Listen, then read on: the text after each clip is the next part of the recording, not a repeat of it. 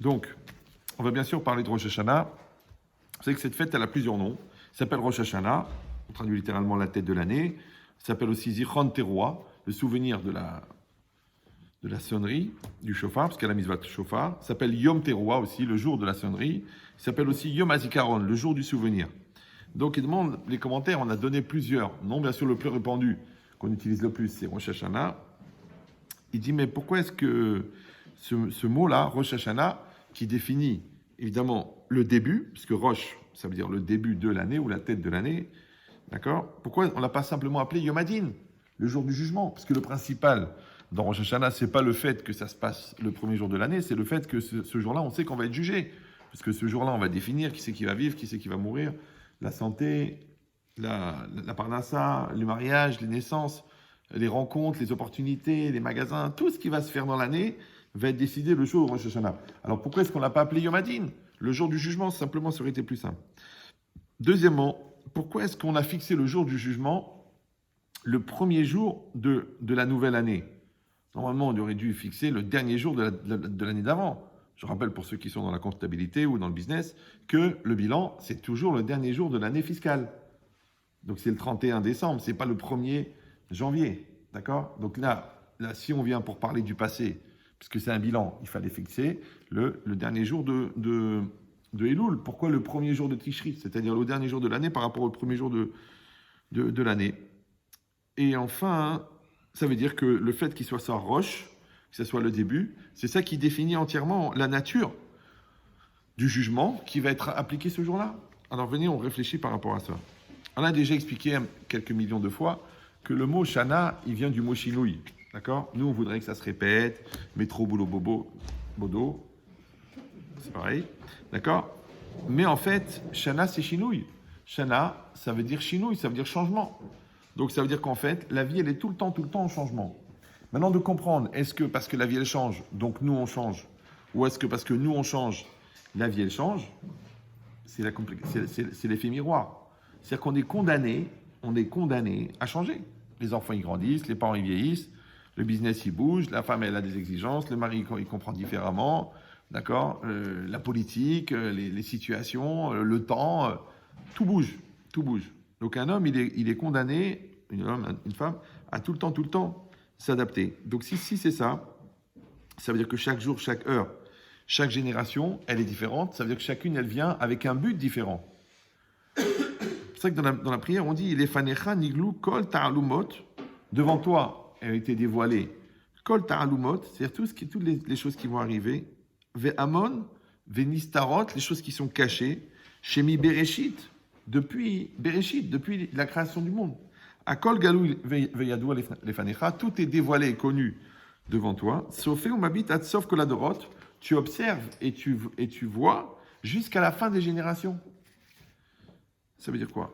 Ça veut dire que à Rosh Hashanah, en fin de compte, on va mentionner depuis le début de la création du monde. Nous, on croit, parce qu'on est tellement égoïste et tellement nombriste, que le monde, il tourne autour de nous. Vous savez que quand on va partir, il va continuer à tourner. Hein. Il y a des gens qui meurent, qui pensent qu'en mourant, le monde va s'arrêter. Parce que quel intérêt? D'accord. Alors maintenant, en fait, c'est faux. Comme disait De Gaulle, les cimetières sont remplis de gens indispensables. Et bien, au Hachem, marche très bien le monde. D'accord? Donc, c'est quoi l'idée? C'est que le monde ne commence pas avec moi, il ne s'arrête pas avec moi. Il commence bien avant moi, il continuera bien après moi. Maintenant, de savoir que si Rosh Hashanah, en fin de compte, c'est quoi? C'est comme un relais de ce qui s'est passé à Bereshit. Et Bereshit, c'est le concentré de tout ce qui se passe après. Ça veut dire que toutes les circonstances nécessaires et probables, elles ont été envisagées pendant Bereshit. Après, on va voir comment ça fonctionne au niveau du libre arbitre. Ouais, mais ce qui compte, c'est de comprendre que les circonstances, la réalité, les données physiques, elles sont préétablies. D'accord? Maintenant, qu'est-ce que je vais faire avec? Ça, c'est pas préétabli. D'accord? Je donne toujours le même exemple d'un enfant qui rentre en classe de CE2. D'accord? Et la maman, elle va voir le directeur et dit, dites-moi, mon fils, il rentre en CE2. D'accord? Donc, probablement qu'il va rester dans la même école, il n'y a pas de raison, sauf si on déménage. Probablement qu'il aura les mêmes camarades de classe, parce que les 3 quarts des enfants, ils passent de classe. Probablement que vous connaissez déjà le programme, puisqu'il est déjà établi à l'avance pour la classe de 6e. Probablement que vous savez dans quelle classe il est, puisque la 6e, elle est au fond du couloir, 2e étage, la dernière salle. Vous savez même les exercices qu'il aura à faire, qui sont adaptés au programme. Vous savez même le nombre de cahiers qu'il va utiliser, qu'on peut calculer en fonction de son écriture. D'accord ? Vous pouvez même calculer sa scoliose en fonction du poids du cartable qu'il portera toujours sur l'épaule gauche, puisqu'il est plus fort du côté droit. Donc, vous pouvez tout calculer sur un enfant de CE2 par rapport à l'enfant de 6e, le même. Mais il y a une chose que vous ne pouvez pas savoir. Est-ce qu'il va travailler à l'école? Il ne va rien faire. Restez calme. Maintenant, je sais que les gens vont dire, bon, c'est pas si simple. Vous pouvez compliquer, c'est pas grave. De toute façon, c'est moi qui fais l'exemple, c'est pas vous. D'accord? Donc, je peux vous dire le message que je veux faire à travers l'exemple. Maintenant, vous l'auriez lu différemment, vous l'auriez différemment, et vous auriez une barbe, d'accord? Donc, ça veut dire quoi? Gagner au change quelque part. Donc, ça veut dire quoi? Ça veut dire que, en fait, le fait que les données soient préétablies, c'est pas tellement dérangeant. Les gens se stressent parce qu'ils n'ont pas le choix, de vivre ça ou de vivre ça. Non, parce que la vie, c'est une série de diapos. Le diapo, il est devant toi. Qu'est-ce que tu fais avec? Qu'est-ce que tu fais avec le diapo? Voilà, il y a un monsieur, il est là devant toi, c'est ton mari, bon, accessoirement. Ouais. Qu'est-ce que tu fais? Tu te prends la tête ou tu construis? Qu'est-ce que tu fais? C'est ton fils, il est là. Ah, je l'aurais voulu différemment, je le voyais grand, blond et mince, moi il est petit, gros et pâteux. Bon, c'est ton fils. Donc la réalité, elle est préétablie. D'accord? Alors, je sais que c'est stressant pour les gens, parce que les gens ils disent, mais attends, alors quoi, libre arbitre, faut grandir, les enfants. Il faut grandir. Même les scientifiques, ils ont prouvé qu'une réalité ne peut pas être à un certain endroit si elle n'est pas dans un contexte qui l'accueille au niveau chimique et biologique. C'est de la physique quantique, d'accord? Donc on est condamné. Tout le monde sait que le cancer, on le porte depuis la conception. Après, il est en sommeil. Tu t'énerves, tu te prends la tête, tu stresses, paf, il sort. Ça s'appelle des terroristes, des agents dormants. Donc c'est pas grave. Mais c'est la réalité. Ça veut dire que ton poids, c'est ton poids. Tu as un dérèglement de la thyroïde, qu'est-ce que tu veux que je te dise? L'autre, elle mange 9 pizzas, elle maigrit. Toi, tu prends un verre d'eau, tu prends 4 kilos. Couloir de Mazzano, c'est comme ça. Et c'est pas grave, tu vis avec. Toi, tu te sens très belle avec tes 114 kilos. Et elle est anorexique et elle pense même à enlever le cerveau pour perdre 100 grammes. C'est vrai qu'elle va régler son problème une fois pour toutes. Ouais, mais c'est ça l'idée. L'idée, c'est quoi? Encore une fois, c'est pas la réalité qui fait le bonheur, c'est le rapport que tu entretiens avec la réalité. Et ben c'est exactement pareil. La liberté, elle est dans l'utilisation que tu vas faire des données. Maintenant, de pouvoir fixer les données, en quoi ça te rend libre? L'autre, il a tout fait pour avoir cette maison. Du coup, c'est à cause d'elle qu'il a divorcé, parce qu'il a passé sa vie à la payer. D'accord? L'autre, il s'est tué pour apparaître sur une affiche. Et en fin de compte, maintenant, il se prostitue pour avoir un rôle. Donc, tu sais que le choix que tu fais toi-même, en fin de compte, en créant le contexte, il n'est pas toujours bon. La preuve que dans le contexte, quand on enlève le texte, il reste le... Donc, c'est pour ça. C'est pour ça que les données, c'est pas très grave de ne pas les avoir en main. Ce qui compte, c'est qu'est-ce que je vais faire avec. Voilà, je te donne un stylo. Écris un poème. Trouve une formule de mathématiques. Tu dis, oh non, moi, je préfère un feutre. Mais qu'est-ce qu'on s'en fout, Shahmar, que tu aies un feutre ou un stylo? Ce qui compte, c'est le poème que tu as écrit. Et c'est vrai. Moi, toujours, je pense à ça. Quand tu vois les œuvres de Victor Hugo, ou alors les textes du Ben Ishraï, qui a écrit 26 livres, ou les 48 livres du Ramchal, tu dis, mais attends. Ils avaient du papier pourri. Ils écrivaient à la plume. Tu sais, avec la plume, la crête, t'accroches, ça fait une tache. Tu recommences, ça accroche. Le papier, il accroche. Il y avait des papiers faits à la main. Ouais. Ils ont écrit des millions de pages. Toi, tu as The Papier Clairefontaine. Tu as The Stylo Gel Pilote 07 402. Il glisse tout seul, tu le lâches, il part. Ouais. Mais on attend le premier ridouche. On attend. Un petit poème ou un article. Fais-nous un petit article. Ah non, tu sais, je manque d'inspiration. Là, je suis pas sur mon pôle. En plus, c'est la deuxième lune. Je crois que tu es un glandeur. Ah, ça, c'est une constatation psychiatrique. D'accord? Donc, ça veut dire que ce n'est pas les circonstances qui font la personne. Il faut arrêter avec ça. D'espérer tomber au bon moment sur la bonne personne. Mais non. De toute façon, la personne, elle va être là. Les circonstances, elles vont être là. Le magasin, il va être là. La yeshiva, elle va être là. Le rav, il va être là. Mais qu'est-ce que tu vas faire, toi? Donc, ça ne doit pas te déranger de se dire que les choses, au niveau de l'événement, elles sont préétablies. Ce n'est pas grave. Que les gens se stressent, de dire quoi, alors mon avenir, il est fixé. Mais non, c'est pas ton avenir qui est fixé, puisque ton avenir, c'est ce que tu vas devenir, c'est pas ce qu'on va te proposer. Maintenant, si vraiment tu es un décor, tu vis dans un décor de cinéma, et toi-même tu es un acteur, Donc tu es intéressé à lire le casting et à lire le scénario. Mais si Dieu veut, tu n'es pas un acteur. Si Dieu veut. Vous me suivez ou non? Tu es un acteur. Tu n'es pas là pour jouer un rôle, tu es là pour jouer ton rôle.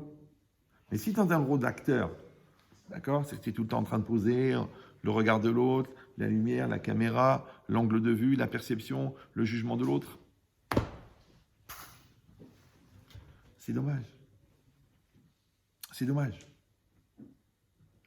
Parce que si tu es là pour poser, de toute façon, un jour, on va tous se poser. C'est même marqué dessus. Il s'y repose. Il pose et il repose, celui-là. Donc, on a le temps d'être posé.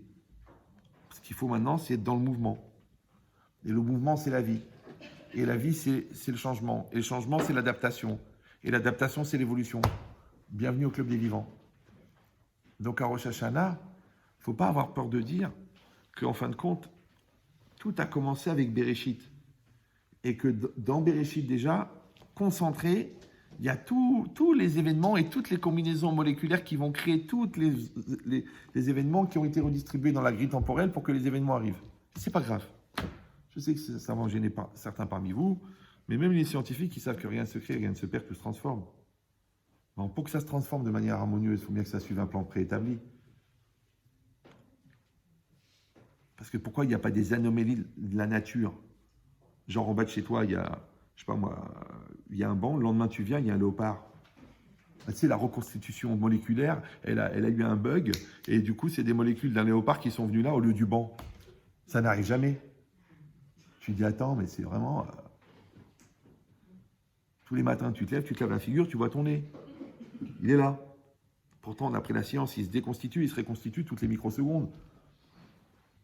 C'est une théorie en physique connue, pour les gens qui lisent la physique. Au lieu de faire attention à leur physique. Ouais.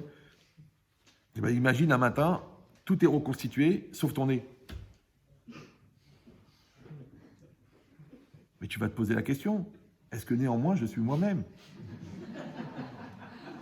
Vous n'avez pas vu venir. Attends, c'est une vieille. Les anciennes. Il n'y a plus de surprise, c'est honteux.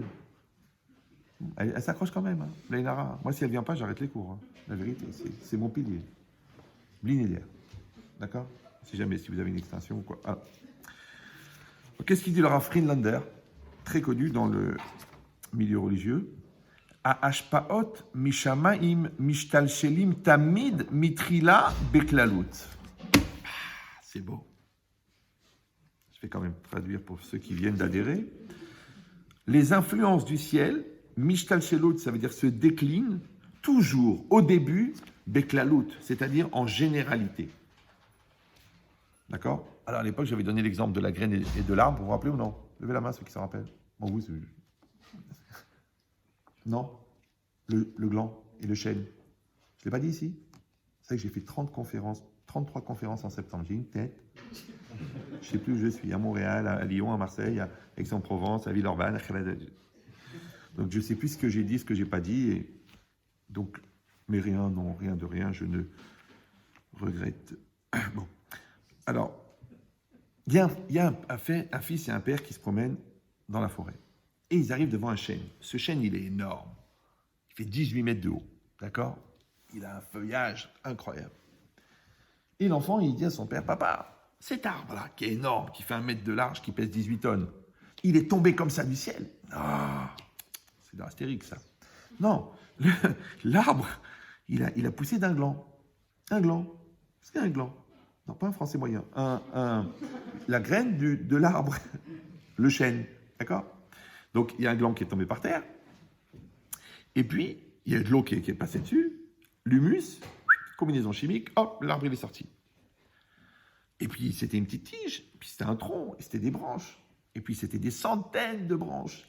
Et c'est des millions de détails différents, parce que chaque chêne, il n'a pas la même écorce. Ce n'est pas des bouteilles de Contrex, d'accord? Et après, c'est des millions de feuilles. Ça fait 18 ans qu'il pousse cet arbre. Et chaque feuille, vous la prenez séparément, vous la comparez au scanner, elle n'est pas la même que l'autre. Maintenant, des fois, tu te dis, mais le bon Dieu, il a que ça à faire de faire des feuilles différentes. Franchement, tu as un gars qui dirait, attends, je vais vérifier si ce n'est pas toutes les mêmes. Genre, il se tape toutes les feuilles de chêne du monde, il a fait une étude, il a passé sa vie, d'accord, à vérifier, et il en a trouvé 2 pareilles. Il n'y en a pas. Qu'est-ce que c'est cette prodigalité du pluriel d'Hachem? C'est vrai? Donc l'idée, c'est quoi? C'est que tous ces milliards de détails, ils étaient dans le gland. Parce que je vous rappelle, pour ceux qui ont vu le film, qu'on n'a rien rajouté. Rien du tout. De l'eau, et c'est tout. Vous suivez ou non? On n'est pas venu à faire des piqûres pour les feuilles, des piqûres pour les branches, des piqûres. Non, il n'y a rien. Un gland, il y avait tout dedans. C'est-à-dire que la fin, la cime là-bas, qui a 18 mètres de haut, elle était dans le truc de 2 cm3. Les détails de la feuille qui est tombée il y a 10 ans, ils étaient dedans. Vous captez ou... Non, je crois pas. Je sens pas que vous captez. C'est dommage, ça fait de la peine. Vous captez pas ce que je dis, non? Vous n'avez pas compris? Oui? Attention, ça fait pousser la barbe. Non, quand je dis que vous n'avez pas capté, Hazvi Shalom, j'ai aucun mauvais jugement sur vous, d'accord? Déjà, vous me faites l'honneur d'assister à mes cours. C'est déjà énorme. Non, ce que vous n'avez pas compris, c'est que j'ai arrêté de parler au premier degré quand j'avais 8 ans. Donc moi, je ne parle pas de la graine. Je m'en fiche, moi, de la graine du gland. Ouais. Moi, je parle de la semence de l'homme. Ça veut dire que si toute la vie de l'arbre, elle est dans le gland, donc toute la vie de l'homme, elle est dans la semence. Parce qu'on n'a rien rajouté. On n'a rien rajouté. Il a respiré, il a mangé, il a respiré, il a mangé, il a grandi comme ça, petit comme ça, la taille comme ça, les capacités intellectuelles comme ça, les émotions comme ça, le vécu comme ça. Oh, il y a un petit peu de conditionnement, il y a un petit peu d'influence, mais les 3/4, c'est l'inné. Donc ça veut dire que la vie de quelqu'un, elle est dans la semence au moment de la conception. C'est pour ça que la Torah, elle fait tellement attention dans le mariage. Comment tu aimes la personne, quelle ambition tu as pour la personne, comment tu considères la personne, à quoi tu penses pendant la conception. C'est très, très, très, très, très important. Je sais que pour nous, c'est trop tard, mais pour les autres, les jeunes, les pauvres, oui, ils doivent y penser. Parce que ça prend 3 secondes, même pas 1 seconde, le moment où la semence, elle sort. Et on fait un scanner de ce que tu as dans la tête au moment où tu conçois l'enfant. Et avec ça, on choisit la neshama, on choisit les outils physiques, on choisit le temps de vie, on choisit les outils intellectuels, on choisit évidemment la famille, ouais, où on va mettre sa neshama, on choisit la mission en fonction de tout, d'accord? Tu te rends compte, tout ça, ça se décide en centième de seconde. Et tu dis, moi j'étais bourré, j'avais la tête ailleurs, je venais de regarder un film dégueulasse, j'ai pensé à des trucs pourris. C'est pas grave, tu vois un Ahmar à table pendant 32 ans. Tu dis, mais où il sort ce cheval? Et lui, il comprend pas, il fait... Tu peux même pas en parler à ta femme, la vérité, c'est si jument. Et personne n'a le droit de quitter les tables. Hein. Oh, ça va faire du foin. Donc qu'est-ce qui est marqué ici? Ici, c'est marqué que si toute la vie de l'arbre, elle est dans le gland, si la vie de la personne, elle est dans la semence, alors peut-être que toute la continuité de ce qu'on produit, elle est dans le début de ce qu'on fait. Voilà, par exemple, là, je suis venu, vous m'avez vu, je me suis assis, j'ai commencé un cours. Au moment où je dis le cours, en vérité, je plante une graine. Dans votre tête, elle fait un travail. Demain, vous y pensez, après-demain, vous y pensez. En fonction de ça, vous faites des choix, vous vous orientez, vous avancez. Même si vous n'êtes pas d'accord, eh ben, c'est pas grave, c'est aussi un choix que vous allez faire en fonction d'eux. D'accord? Et vous allez peut-être changer quelque chose, peut-être grandir, peut-être évoluer, peut-être faire un Rosh Hashanah différent. Ce Rosh Hashanah, il va influencer toute cette année, elle va influencer toute votre vie. Tu te rends compte ce que c'est une graine? Donc moi, j'ai intérêt à faire attention quand je plante la graine de l'information, dans quel esprit, dans quelle volonté. Vous, quand vous la plantez, cette graine dans votre cœur, au niveau sensible, de réfléchir qu'est-ce que vous faites avec, de la culture, de l'ambiance, de la remise en cause, de la teshuva, de l'opportunité de rencontrer une fille, de vous convertir. Je ne sais pas, chacun il va faire une graine avec ce qu'on lui donne. Mais c'est sûr que ce qu'il y aura dans la graine, c'est ça que ça va donner. Hein. C'est très très rare. D'ailleurs, je ne pense pas que ça arrive, qu'on plante des roses, ils poussent des fougères. Non, c'est beau. C'est la perpétuité de la nature. C'est pas évident, tu plantes des roses, poussent des roses. Mais c'est beau. Regarde-nous combien de fois on plante quelque chose, ça pousse autre chose. On lance un projet, ça sort pas. Ouais, on dit un mot, c'est mal compris. On investit dans un enfant, il sort le contraire. Alors combien de fois, nous, quand on plante des roses, ça sort des fougères, si c'est pas des orties? Donc la perpétuité de la nature, c'est un miracle. Il ne faut pas dire que c'est naturel. Très, très grave. C'est pas naturel. C'est rien que le bon Dieu qui fait ça. Parce que la preuve, nous, on n'arrive pas à le faire.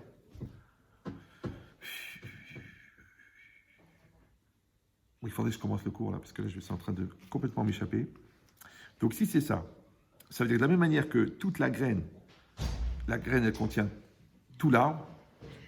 De la même manière, Bereshit, il contient toute la création. Alors, regardez ce qu'il dit. Sheare, Shorche Kol Meorot Haolam.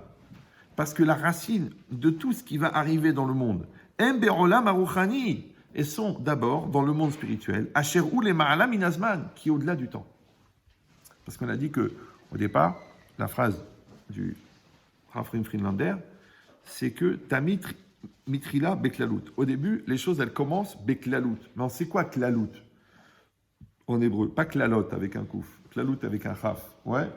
Klalout, c'est klal. Klal, c'est quoi? C'est une généralité. Maintenant, vous avez toujours le klal et le prat. La généralité et le détail. OK. Maintenant, la généralité, c'est quoi? C'est le principe général. Quand vous allez chez un architecte, vous dites « je voudrais une maison ». D'accord? Ça, c'est une généralité. Après, tu dis « mais vous la voulez comment ?» Ah, on va rentrer dans les détails. OK. Maintenant, la trame de la réalisation physique de cette maison, elle reste toujours dans le klal global de « je veux une maison ».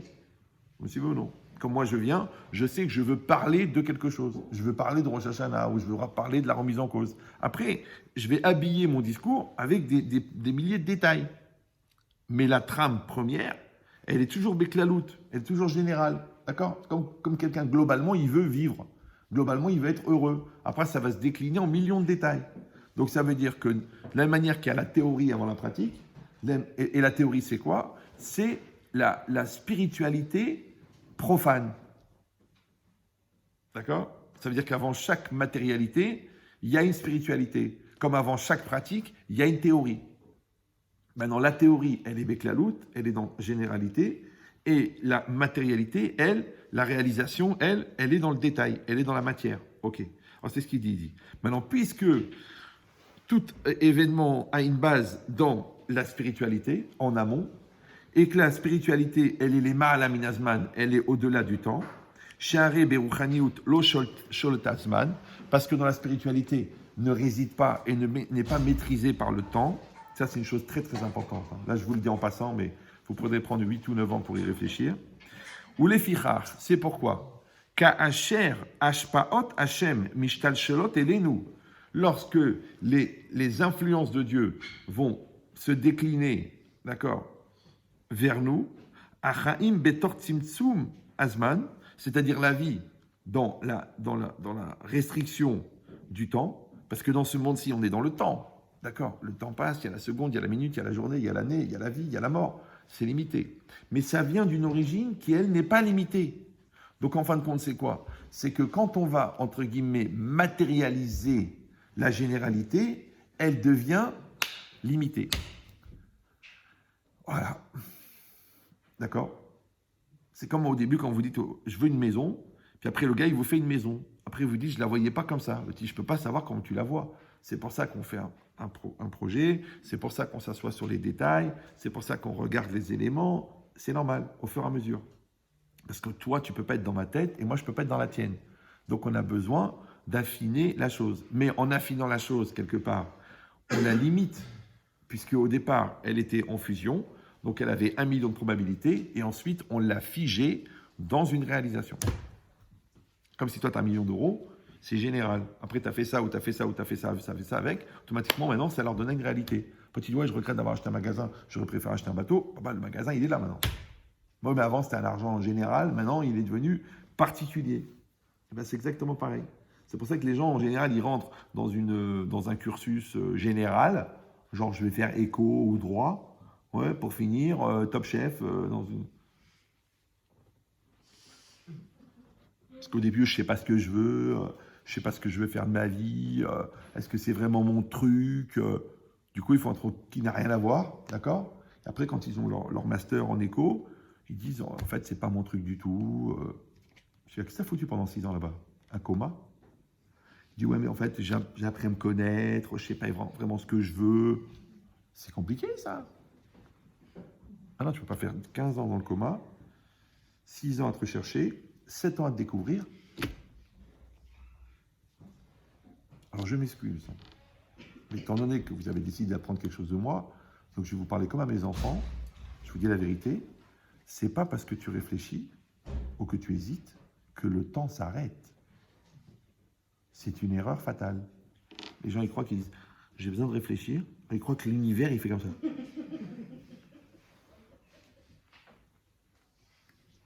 Il appuie sur pause. Il n'y a pas de pause. Il n'y a pas. Il n'y a pas.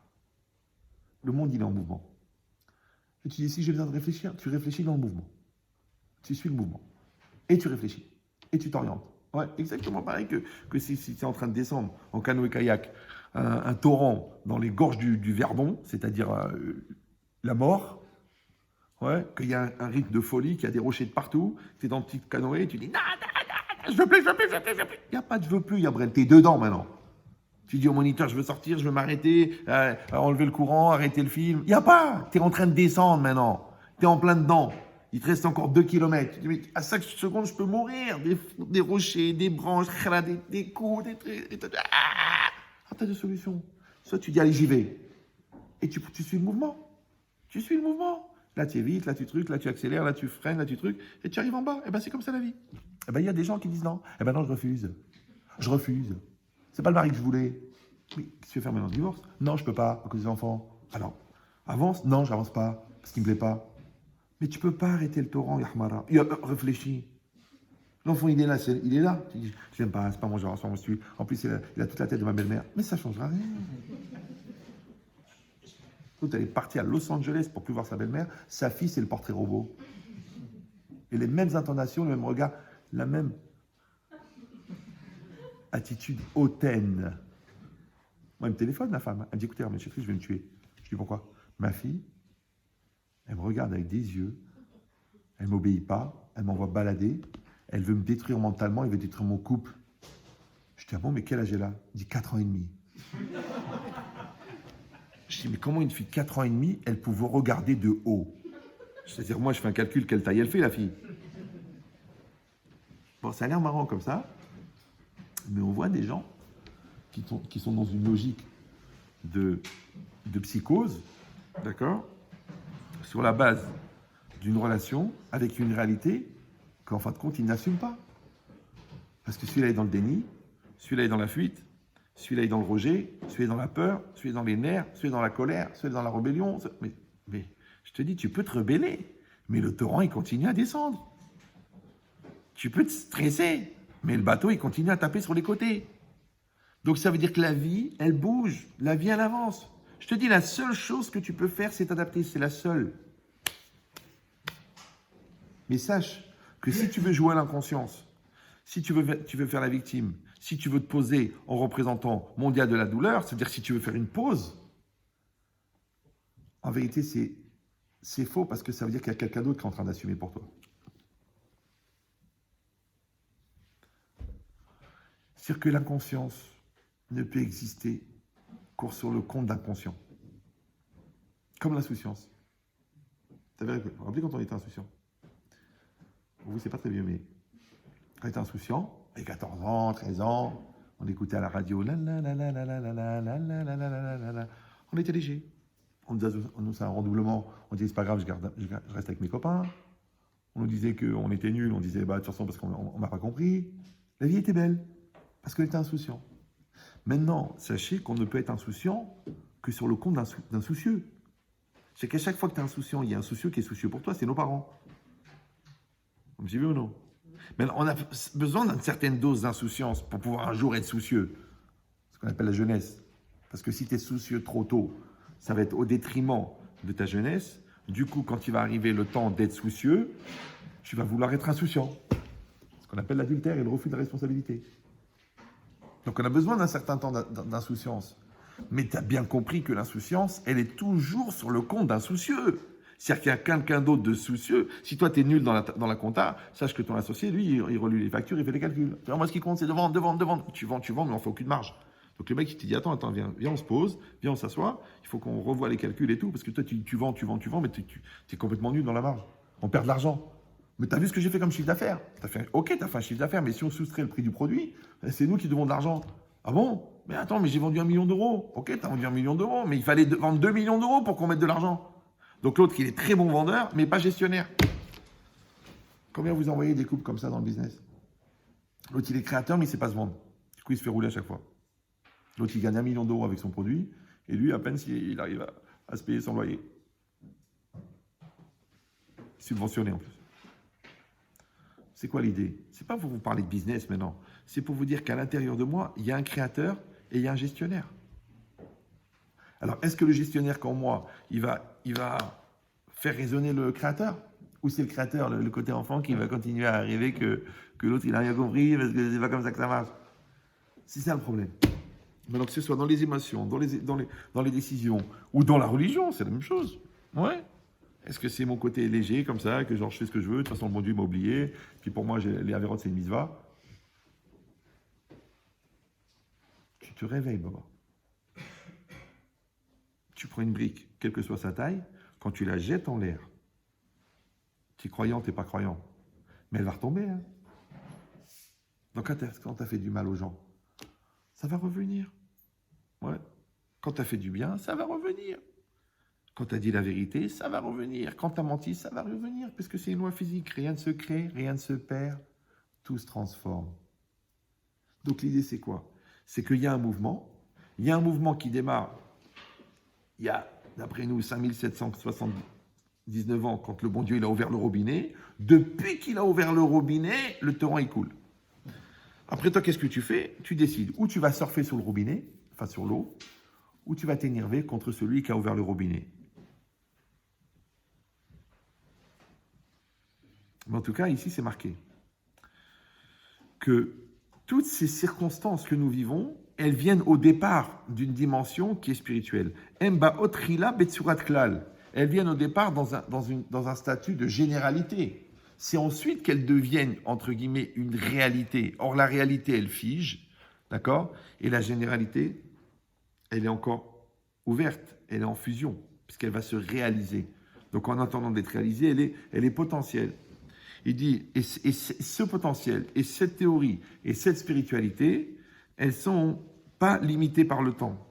Ve'acharkar, mitpartot les pratim. Ensuite, elles vont se décliner en détail, betor guidre azman, dans les limites du temps. D'accord? C'est comme si tu as une idée de folie, puis on te dit, fais un business plan, puis après, tu dis, vous nous faites un calendrier, monsieur? Vous faites un timing? Vous faites un déroulé? Tu dis, on va faire ça, puis après on va faire ça, puis après on va faire ça, puis ça va prendre 6 mois. Comment ça se fait que l'idée, elle prend 14 secondes de toilette et tu as déjà tout dans la tête? Le produit, le logo, le design, le style du magasin, le type de gars que tu vas employer, le temps que tu vas mettre pour les former, le temps que tu vas mettre pour les briefer, la communication que tu vas faire. Tout est là en 15 secondes de toilette. Comme quoi ça peut inspirer des fois. D'accord? De l'autre côté, on se dit, mais d'où ça vient? Bon. Et après, pour mettre en place, 8 ans. 8 ans. Le produit, le design, la banque, la pénétration du marché, l'installation, la truc là. 8 ans. 8 ans pour 14 secondes. C'est là que tu vois le niveau éthéré des idées et de la volonté et le niveau compact de la réalité. Ce qu'on appelle en français la pénétration du marché. Il faut y aller là. Ouais, c'est pareil, on se marie tout bleu, tout blanc. Mon amour, mon cœur, ma vie, ma joie. Mais après, le Shalom Bayit, tu as l'impression de creuser un tunnel avec tes doigts. Tu dis, mais quand est-ce que je vais voir l'Angleterre?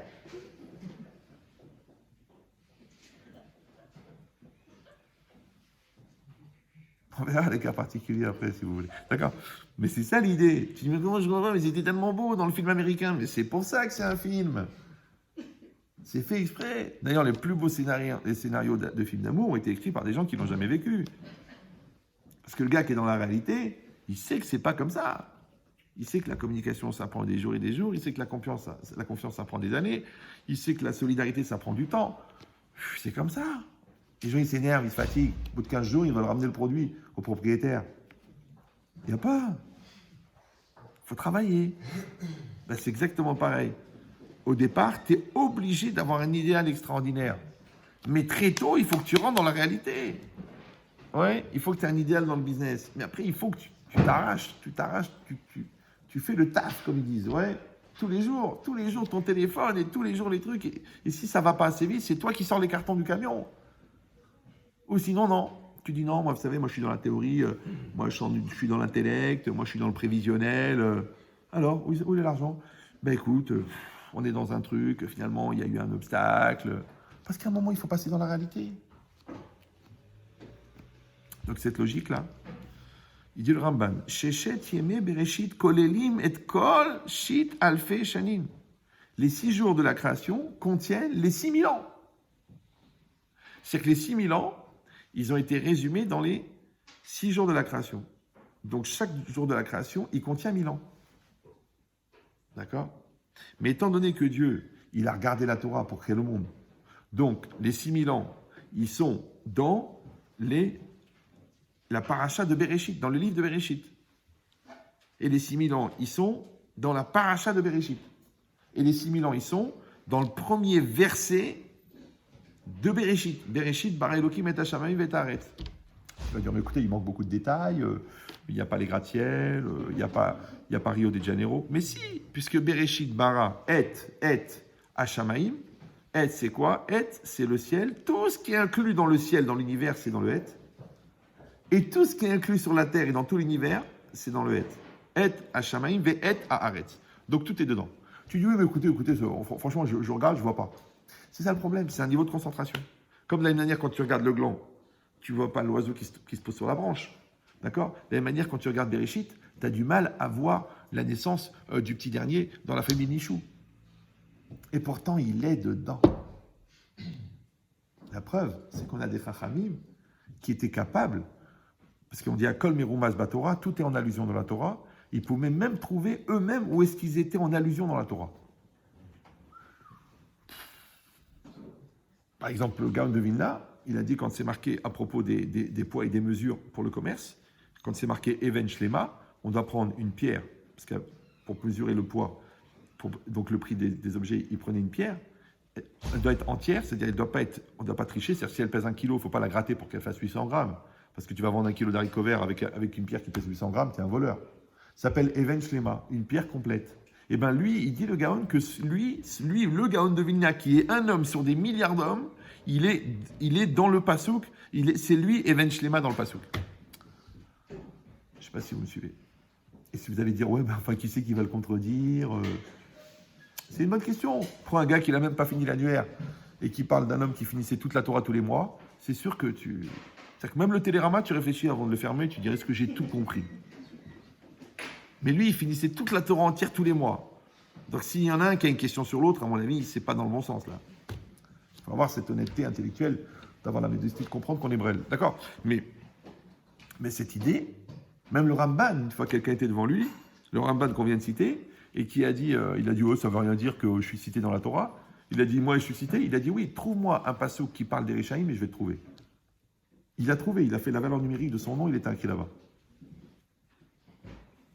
Vous allez dire, oui, mais attendez. Soyons raisonnables. La Torah, il y a 312 000 lettres. En combinaison, ça fait 600 000 lettres.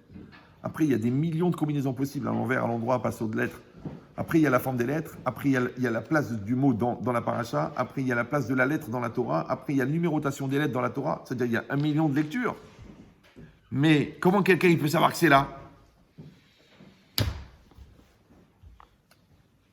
Ça s'appelle en hébreu Ruach HaKodesh. C'est l'esprit divin. Maintenant, l'esprit divin, c'est qu'un homme ne peut pas voir ce qui ne se voit pas. Sauf celui qui s'est tellement assimilé à ce que Dieu voit, que Dieu lui donne la possibilité de voir. Pour vous donner un exemple très basique, une maman qui aime vraiment son enfant, elle a un instinct maternel, et elle est à 10 000 km, et elle dit, il faut que j'appelle ma fille. Enfin, écoute, enfin, tu vas pas appeler Marilyn. Il est 4 heures du matin à New York, et elle a dit non, il faut que je l'appelle. Je suis pas bien. Il faut que je l'appelle, je suis pas bien. Et elle l'appelle. Son mari dit t'es folle. Et c'est un mec qui répond.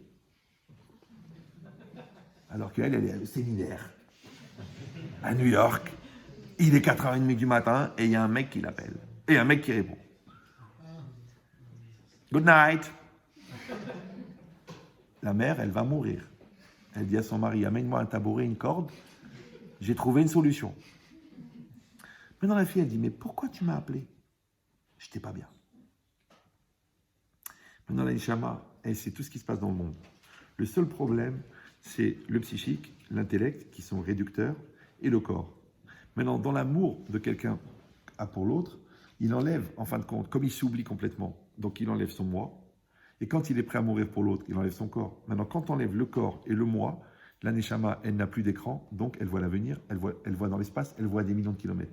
Et ce qui n'est pas perceptible par les yeux, c'est ressenti par le ressenti. Donc la personne, elle ressent. Voilà. Donc au niveau d'une maman, ça s'appelle l'intuition. Au niveau d'un tzaddik qui a complètement annulé son corps pour l'étude de la Torah et qui a complètement annulé son orgueil pour l'étude de la Torah, l'étude de la Torah, elle devient maintenant le fait qu'elle est collée à Dieu, puisque la Torah, c'est la volonté de Dieu. Et comme lui, il est entièrement annulé à la volonté de Dieu, et que Dieu, il voit tout, donc lui aussi, il voit tout. Effet miroir. C'est comme si le bon Dieu t'a prêté ses jumelles. Et toi, tu vois. Après, tu te dis, attends, c'est pas donné à tout le monde. C'est vrai. Là, je vous ai expliqué comment ils font pour voir. Parce que quand vous allez voir des rabbins, des vrais, moi, je ne parle pas des latins qui se baladent en char. Non, des vrais. Des charlatans. Ça va il fallait l'imaginer. Ah non. Je vous dis, ils ont cassé le moule. Ils ont cassé le moule. Les vrais tzadikim, ils te sortent des trucs. Écoute bien ce qu'ils disent. Le mieux, note-le. Parce que des fois, il t'a parlé pendant 10 ans. Et toi, tu dis, il n'a pas compris ce que j'ai dit. Je lui ai demandé une bracha pour la santé. Moi, j'ai des copains, ils ont été pour demander une bracha pour la parnassa. Il leur a dit, refouacher les mains. Et le gars, au bout d'un mois, il a fait une attaque. L'autre, il a trouvé une tumeur. C'est que ce qui est en train de m'emmerder avec tes 20 000 euros, alors que de toute façon, tu as une tumeur. Mais lui, il ne le sait pas, elle est trop petite. Il dit, tu sais quoi, le rabbin, il a dit ça, je vais aller faire des examens. Mais d'où il sait, lui? Non, tu n'es pas obligé d'y croire. Hein. C'est pour ça qu'on a créé les antiseptiques. Et comme les miracles n'arrivent qu'à ceux qui y croient, donc, bienvenue au monde des aveugles. Ou le contraire, tu veux voir. Donc maintenant, il ne faut pas s'affoler quand on te dit que les 6000 ans de la création, ils sont inscrits dans Bereshit, d'accord?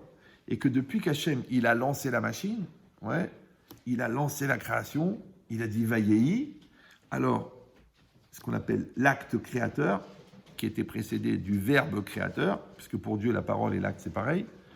Donc, cette continuité, elle va jusqu'à nos jours. Donc, aujourd'hui, on est encore dans le continuum, quand j'apprends un mot, je l'utilise, dans le continuum de la création du monde. Alors, si c'est ça,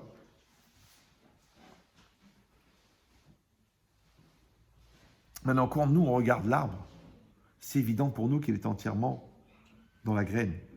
Donc, il faut qu'on ait cette évidence que toute la réalité, elle était dans Bereshit. Alors, si c'est ça, tout le jour de Rosh Hashanah, il contient toute l'année à venir dans les détails. Comme Bereshit pour le monde. C'est pour ça que dans la prière, parce qu'on ne fait pas trop attention à ce qu'on lit dans la prière, mais c'est dommage, on dit « Ze ayom trilat ma'asecha ». C'est aujourd'hui le début de tes actes. Tu dis « Mais non, le bon Dieu, il a commencé les actes il y a 5779 ans ». Mais encore une fois, si on dit qu'aujourd'hui n'est que la suite de l'époque, donc là-bas et ici, c'est la même chose. À l'époque et maintenant, c'est pareil, puisque c'est la suite. Après, c'est marqué « Zichron leyom rishon ». Zikaron leyom rishon, c'est le souvenir du premier jour. Alors, il demande les commentaires, mais je comprends pas. Pourquoi on a dit Zikaron et Yom Rishon? On a dit ça s'appelle Yom HaZikaron. Vous vous rappelez, le jour du souvenir. Maintenant, en vérité, c'est le jour du souvenir de la création du monde. Nous, on croit que c'est le jour du souvenir, c'est-à-dire le bon Dieu se rappelle de tout ce qu'on a fait. Comme si on est tellement important qu'on se prend pour la création du monde. D'accord? Non, c'est le jour du Zikaron, c'est-à-dire où on va mentionner depuis la création du monde. C'est pour ça que c'est marqué Zikaron le Yom HaRishon, en souvenir du premier jour, et ça n'a pas écrit Ke Yom HaRishon, comme le premier jour. Alors il dit le Rav Dessler, Madoua Rosh Hashanah Anurak Zikaron Leyom Arishon Velo Mamash Keyom Arishon. Il dit pourquoi est-ce que Rosh Hashanah on l'appelle souvenir du premier jour et on l'appelle pas carrément comme le premier jour? Il dit là chez Beyom Arishon chez la Bria Omnam Nikva Kol Ma'alach Abria. C'est vrai que le premier jour de la création a été fixé toute la démarche, tout le déroulé de la création. Oulam Begeder Itoriru de Leila. Mais seulement dans une dimension de mouvement d'en haut. Ce qu'on a dit tout à l'heure, la théorie. D'accord? C'est-à-dire qu'Hachem, il y a 5779 ans, il a lancé un projet. Le projet, il démarre dans la spiritualité. Lo lefi ma'aseh Adam, mais pas selon les actes de l'homme. C'est pour ça qu'ils ont dit les Chachamim. Pourquoi dans le Mizmor, vous savez, le Shabbat qu'on fait juste avant Baruch Shama, 26 fois on dit qu'il est Olam Hasdo, qu'il est Olam Hasdo, qu'il est Olam Hasdo. Il dit c'est quoi ces 26 qu'il est Olam Hasdo, que sa bonté est éternelle? Il dit ce sont les 26 générations depuis la création du monde jusqu'au Matan Torah. Pourquoi? Parce que ces 26 générations, elles n'ont fonctionné et existé que par la bonté de Dieu. Puisque comme la Torah n'avait pas été donnée, donc le mérite de l'homme n'intervenait pas. Il dit Ad Matan Torah, jusqu'au don de la Torah, Asher Zan Otam Akadosh Baruch Hu Bechazdo, que Hachem a nourri les hommes par sa bonté, Lo Alpima ACM, et pas selon leurs actes. Ça veut dire que la destinée de l'homme qui dépend des actes de l'homme, ça a commencé avec le don de la Torah. Pourquoi? Parce qu'il n'y avait pas d'homme pour travailler la terre. Bon, c'est une expression dans Bereshit, d'accord? Que tant que Hachem, il n'y avait pas un homme sur la terre pour travailler la terre, il n'a pas envoyé des plantes, des fruits, ça ne sert à rien, parce qu'il n'y avait pas un homme pour travailler la terre. D'accord? Il dit, mimatan Torah veilach, menael akadosh baruch hu et abriya lefi ma'aseh Adam. Mais depuis la création du monde, akadosh baruch hu, il va diriger le monde selon les actes de l'homme. C'est un peu comme un enfant. Un enfant, il est petit, tu changes la couche, tu lui enlèves la hnouna, tu l'emmènes à l'école, tu lui tiens la main. Et puis un jour, tu lui dis, écoute mon fils, tiens, en âge 2, prends tes décisions. Maintenant, je serai avec toi, hein, mais prends tes décisions. Et là, à ce moment-là, l'homme, il commence à avoir ce qu'on appelle en français la responsabilité. Mais la responsabilité elle-même, eh ben, pour ça on dit en français, prends ton destin en main. Ça ne veut rien dire, parce que le destin, il n'est pas dans tes mains. Maintenant, tant que tu es soumis à ton destin, parce que tu n'as pas développé le libre arbitre, et c'est quoi le libre arbitre? C'est la Torah, parce qu'il n'y a que la Torah qui te permet de développer le libre arbitre. Pourquoi?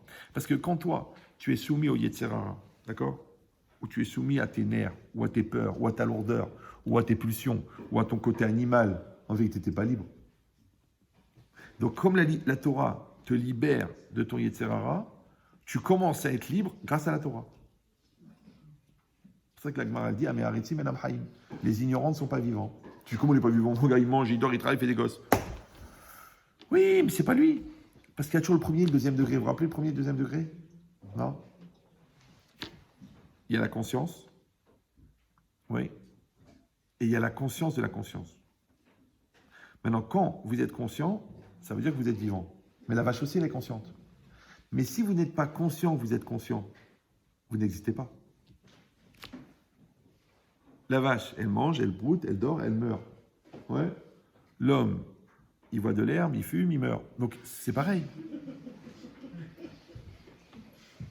Maintenant, donc, la conscience réelle qui est avec le monde réel, ben, c'est la même que les animaux. C'est que quand l'homme développe la conscience de la conscience, le Hani qui gère le Hani, Im En Anili, qu'à ce moment-là, il commence à être existant. Maintenant, au-dessus de cette conscience, de sa propre conscience, il a besoin de la crainte de Dieu. Maintenant, quand il va soumettre la conscience de sa conscience à Dieu, il s'appelle qu'il est libre devant Dieu. Mais les gens qui n'ont même pas conscience de leur conscience, d'accord? Pourquoi? Parce qu'ils sont dans leurs impulsions, parce qu'ils sont dans leurs nerfs, parce qu'ils sont dans leur peur, parce qu'ils sont dans leur angoisse, parce qu'ils sont dans le regard de l'autre. Donc ils n'ont que la conscience, comme une vache. Alors que si la vache, elle était consciente de sa conscience, elle dirait, mais attends, je pèse 600 kilos. Le mec, il en pèse 60, mais je vais l'écraser contre le mur. Pourquoi elle a peur, la vache? Parce qu'elle n'a pas conscience de sa conscience. Vous allez me dire, alors je connais un paquet de bovins.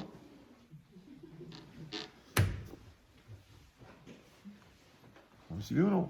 Tous les gens qui n'ont pas conscience de leur conscience, c'est pas grave qu'ils ne sont pas religieux. Le problème, c'est qu'ils ne sont pas vivants. Et si tu vas me dire, attends, c'est vachement restrictif, c'est un peu dur. Alors, tu sais pourquoi? Pourquoi le mec à 40 ans, d'un seul coup, il dit, ah, j'ai pris conscience. D'un seul coup, j'ai envie de vivre ma vie. De toute façon, ça n'a jamais été mon choix. J'ai été écrasé par le conditionnement, par le regard des autres. Dis-moi, alors t'étais où avant? C'est-à-dire, il te manquait la conscience de la conscience. Ce que nous, on appelle vulgairement le moussard. Maintenant, au-dessus de la conscience, au-dessus du moussard, il faut la conscience exacerbée de Dieu, qu'on appelle la crainte de Dieu. Voilà. Ça veut dire que celui qui n'a pas la crainte de Dieu et qui n'a pas la conscience de la conscience, il n'a pas commencé à vivre. Tu dis, mais c'est trop dur, faites-nous une Torah plus sympathique. J'arrive pas à vous traiter d'imbécile, j'arrive pas. Je sais que ça vous ferait plaisir, parce que, oh c'est beau, c'est bien. On a passé un moment. J'arrive pas. C'est comme mes enfants, je supporterai pas qu'ils soient cons, j'arrive pas. Donc je vous donne des outils. Mais les outils, ça fait un peu mal. Parce que tu dis, attends, moi j'étais tranquille. Vous savez, la planche, quand elle voit arriver le rabot, elle dit, attends, mais je suis tranquille avec mes bosses. C'est exactement l'homme quand il voit arriver le rabbin. Mais après, quand il passe la main sur la planche et qu'il voit qu'elle est lisse, qu'elle est droite, il dit, ah, ça valait la peine. Donc si un jour dans ta vie, tu veux pouvoir dire, ça fait pas un pli, il va falloir raboter. Alors, quand tu vas raboter tes mauvaises méthodes, tu fais apparaître tes bonnes méthodes. Quand tu vas raboter ton égoïsme, tu deviens généreux. Quand tu vas raboter ton ignorance, tu deviens érudit. Et quand tu vas raboter tes pulsions et tes peurs et tes angoisses, tu deviens libre. C'est pour ça que c'est marqué Talmidei Chachamim, Arehem Belechorim. C'est les érudits qui sont libres. Parce que pour être érudit, il faut déjà que tu te débarrasses de tous tes problèmes psychiatriques. Vous me suivez ou non? Donc maintenant que tu es libre de ta psychiatrie, tu commences à vivre. Ah, vous allez me dire, ah, j'ai connu des rabbins qui avaient aussi des problèmes psychiatriques. Ben évidemment!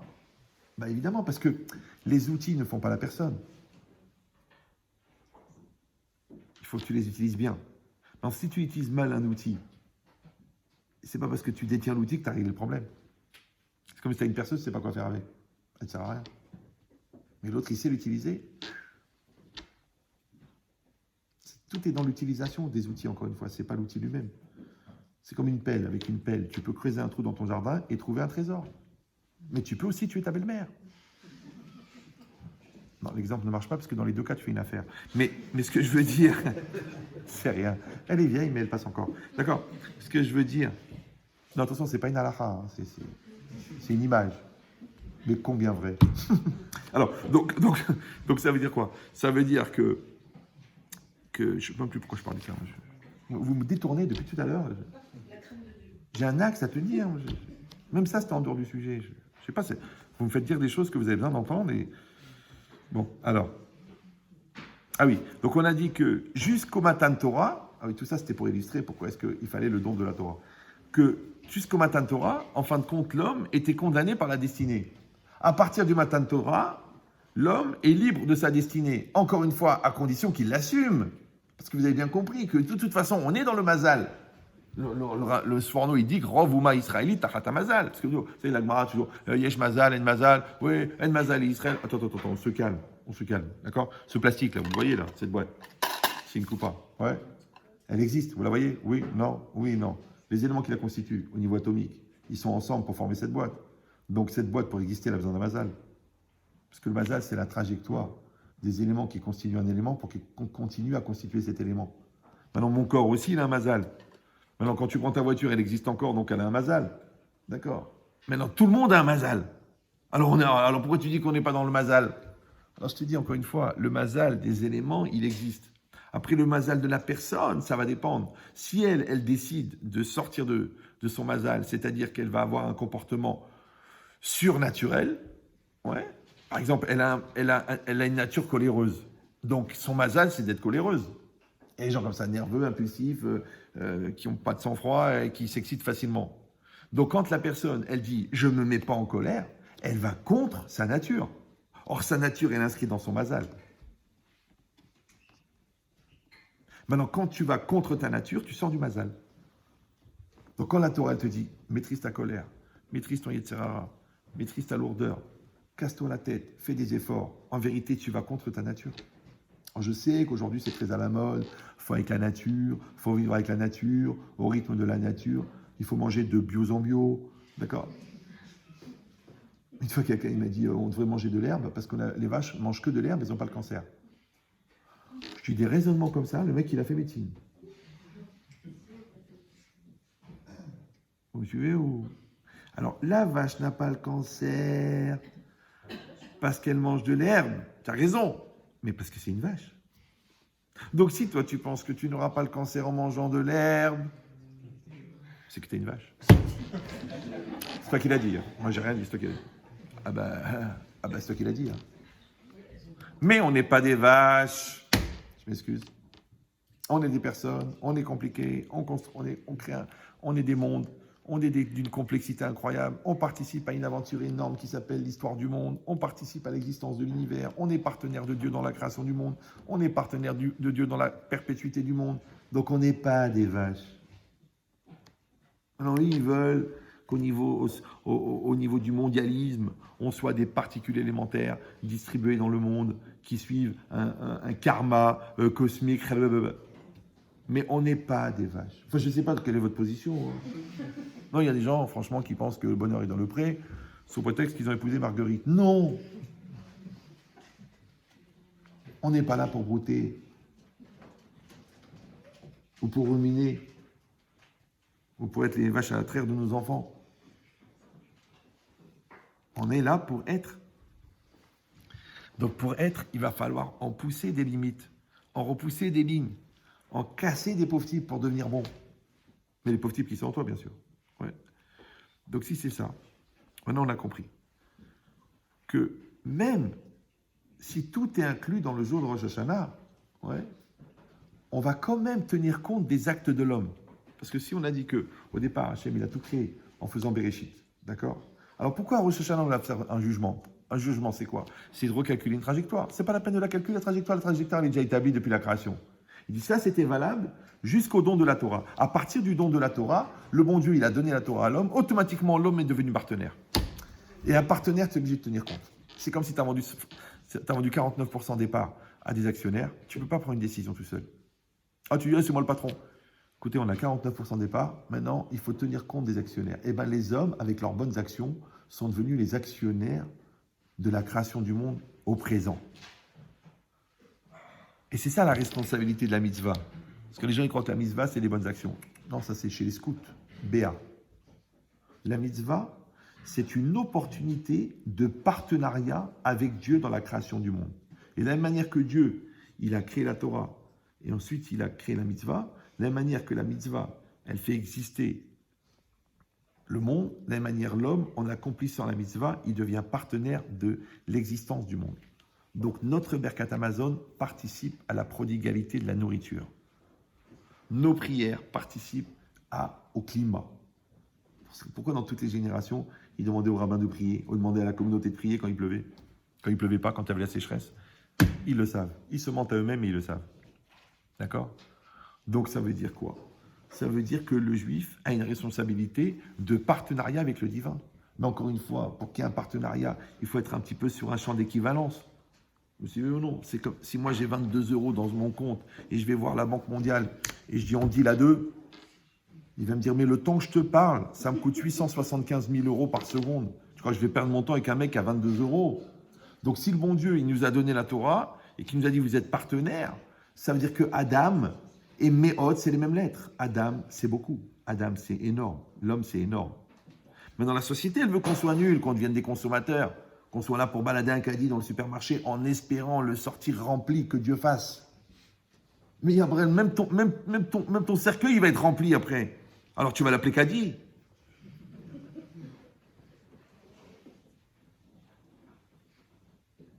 On n'est pas là pour avoir, on est là pour être. Maintenant, ils ont créé une société où les gens, ils ont l'impression d'être en ayant. Alors que tu vois les gens qui ont tout, ils ont le sentiment de s'être fait avoir. Comment ça se fait puisqu'ils ont fait tout ça pour être? Ça va? C'est ça l'être et le paraître. Vous savez pourquoi ça s'appelle paraître? Le paraître. Tu dis c'est le paraître. On parlait français, non? Il y a l'être et le paraître. C'est quoi le paraître? C'est comme un paravent. Derrière le paravent, tu te prépares. Pour quoi faire? Pour être. Donc derrière le paravent de l'enfant, il va sortir l'adulte. Derrière le paravent du timide, il va sortir le téméraire. Derrière le paravent du rachat, il va sortir le tzaddik. Donc derrière le paravent, tu te prépares. Donc le paraître, il sert seulement à être. Maintenant, si toute ta vie tu passes dans le paraître, tu n'as jamais été. Ça s'appelle vivre dans le regard de l'autre. C'est pour ça que ça s'appelle paraître. Parce qu'on espère que tu vas finir par être. Mais si tu finis par être, alors à quoi ça verse tout ce qu'on t'a donné, des parents, la vie, l'école, les opportunités, une femme, tout le monde, tous ces gens-là qui attendent que tu sois. Et toi, tu continues à être dans le paraître. Donc quand est-ce que tu vas finir par être? J'adore ce jeu de mots. Vous pouvez vous le répéter aux toilettes, ça encourage. Quand est-ce que tu vas finir par être? Parce que si tu finis pas par être, tu vas finir dans le paraître. Donc ça a l'air d'un jeu de mots comme ça, mais avec ça, vous pouvez éviter au moins 10 ans de thérapie. Parce que c'est ça qui va vous expliquer pendant 10 ans. Il faut sortir du paraître, il faut être toi-même, il faut aller au bout de tes choix, il faut t'apprécier, te valoriser. Je vais vous les donner gratuits. Vous allez payer, vous, 80 € la séance pendant 10 ans. Et à la fin, vous dites, je crois que j'ai fini par être. 80 000 €, j'espère, hein, que tu as fini par être. Tu aurais dû payer d'un seul coup et puis être directement. Ou alors évoluer avec le cours. On devrait faire payer l'entrée, peut-être. Non, je crois que vous ne seriez pas revenu. C'est comme c'est comme ça. Donc c'est marqué ici. J'exagère. Mais le Rav Sipra dit ça, il faisait payer. Les gens qui venaient à son cours, pour que les gens ils apprécient.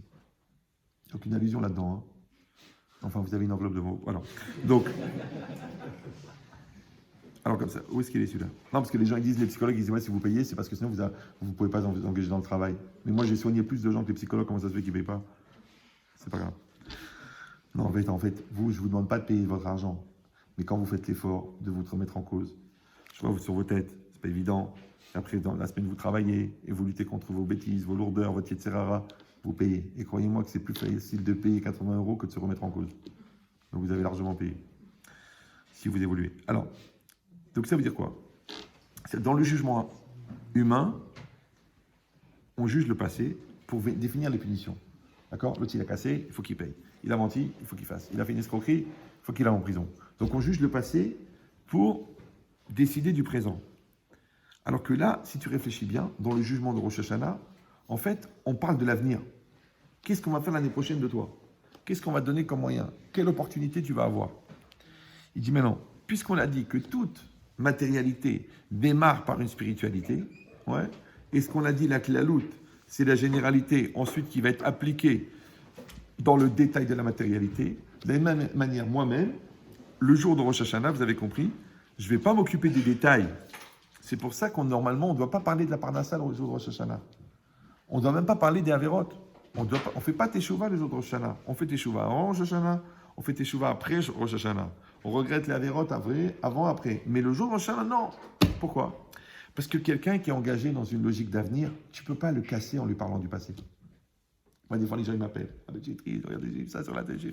C'est à cause de ça, c'est à cause de ça. Je dis, écoutez, madame, aujourd'hui, vous êtes fragile, vous n'êtes pas bien. Alors, si vous voulez, on va se concentrer sur la joie, sur le bonheur d'être vivant, sur le bon Dieu qui vous aime.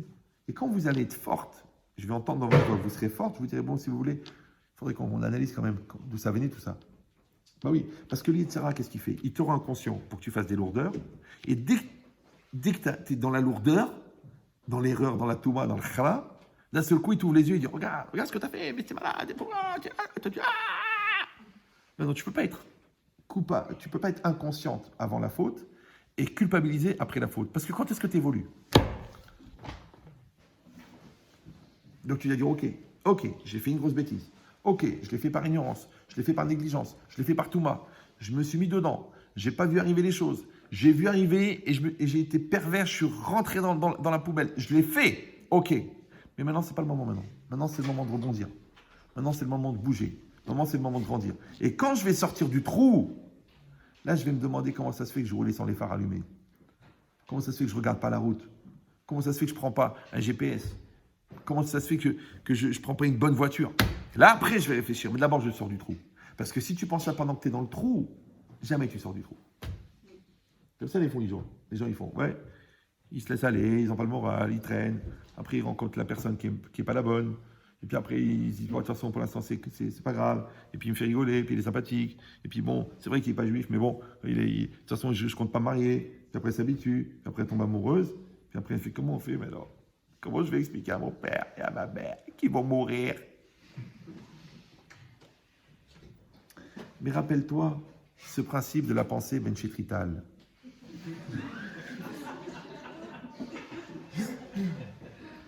Tu prends un torse d'un Italien de 30 ans poilu, bien large comme ça.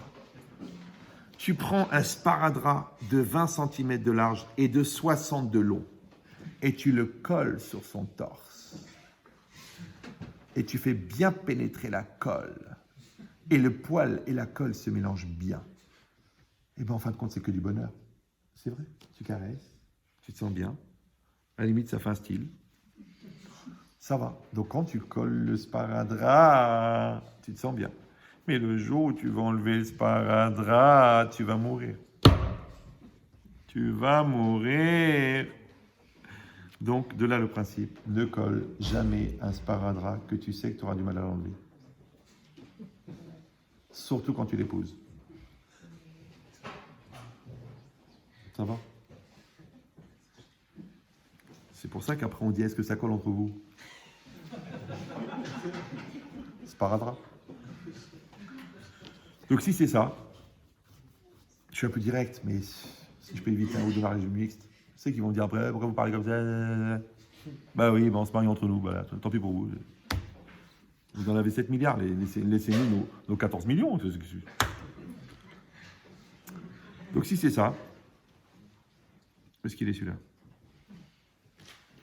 Ah oui, donc vous avez compris que si à Rosh Hashanah, on juge le futur, c'est pour ça qu'on dit Ayom Aratolam. Aujourd'hui, c'est la création du monde. D'accord? Arat, c'est Milachon et Rayon. Et Rayon, c'est une grossesse. Alors, quand tu vois une grossesse, tu sais qu'il va y avoir un bébé après. Sauf si c'est une crise d'aérophagie, mais a priori, d'accord. Ayom Yahamid Bamishpat. Aujourd'hui, il va se tenir dans le jugement. Et c'est quoi le jugement? C'est qu'on va prononcer l'avenir. L'accusé. Quand vous savez, l'accusé, levez-vous. Le gars, 6 mois de procès, il a peur. Pourquoi? Parce qu'on va lui dire son avenir. Est-ce qu'il y a un non-lieu? Est-ce qu'il va sortir libre? Est-ce qu'il va rester 22 ans en prison? Donc, Hachem, il va te dire, le soir de Rosh Hashanah, quel va être ton avenir. Maintenant, tu dis, oh, mais de toute façon, moi, j'ai rien fait de mal, je risque pas la prison. Mais l'autre, il est enfermé dans sa prison d'ignorance. Celui-là, il est enfermé dans sa prison de pourriture tous les soirs en train de regarder des films porno. Je crois qu'il n'est pas en prison, celui-là. Ouais. Et celui-là, il est enfermé dans son orgueil. Et celui-là, dans sa psychorigidité. Et celui-là, dans sa bêtise. Et celui-là, dans son impureté. Et celui-là, dans ses angoisses, parce qu'il dit, je ne peux pas faire teshuva. Une fois, j'ai eu un shalom bayit comme ça. La femme ashkénaze et le mari sfarad. Un Tunisien, comme ça, rigolo. Ils sont mariés non religieux. Et le fou, il a fait teshuva. Un fou. Ils sont venus shalom bayit. Et moi, je parle, je truc, je les fais rigoler, je les fais pleurer, je les frappe. En fait, je fais tout. Et puis, au bout de 3 heures, j'attrape la fille de côté, je dis, excusez-moi, de quelle origine vous êtes? Elle me dit, je suis ashkénaze. Vos parents, ils ont fait les camps? Elle me dit, non, les grands-parents. Après les camps, ils ont renoncé à tout? Ah oui. Ni Brit Mila, ni rien. Pas de judaïsme, rien. Selon vous, quelque part, en fait, vous pensez que ce qu'il faut votre mari, c'est grave? Non, c'est bien, c'est très bien. Depuis qu'il a fait tchouva, il est gentil, il est sérieux, il est équilibré. Puis il a amené un esprit dans la maison. Alors pourquoi vous ne faites pas teshuva? Elle me dit, je ne peux pas. Je dis, est-ce que vous avez l'impression qu'en faisant teshuva, vous allez trahir vos grands-parents qui sont morts dans les camps? Elle s'est mise à pleurer. Vous avez compris ou non? Bon, nous, on ne comprend pas parce qu'on est né en Algérie. Donc... Mais c'est ça l'idée. La personne, elle se dit, mais si je deviens religieuse, je trahis l'engagement de mes grands-parents de dire, c'est fini la religion.